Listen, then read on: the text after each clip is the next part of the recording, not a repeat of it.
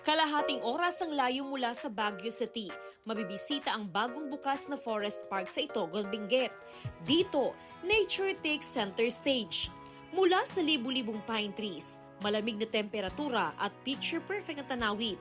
May 50 meters na tree walk na maaaring lakaran. Kagandahan lang sa kalikasan. Kaya medyo rin kami sa mga kalikasan. Bentahin ng lugar ang mga view deck. Tulad ng isang ito na para marating ang dulo, kailangang harapin ang takot at lula sa pagtawid sa glass walkway na 17 meters by 3 meters ang sukat. Ligtas naman daw lakaran ang salamin dahil laminated at tempered ito. The initial design of that is to have concrete flooring, but we opted for glass because it's lighter material and it can accommodate more people.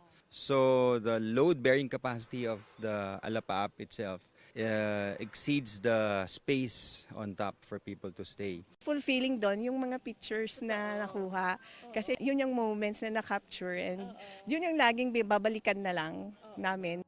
Sa mga plantita at plantito, meron ding Samyu Garden kung saan matatagpuan ang mahigit sa 300 varieties ng fern at iba pang nagagandahang halaman at bulaklak. Kasabay ng pagbubukas ng Forest Park ang panawagan sa mga turista na alagaan, ingatan at pahalagahan ng kalikasan. Para sa GMA Integrated News, Jasmine Gabriel Galban ng GMA Regional TV, nakatutok 24 oras.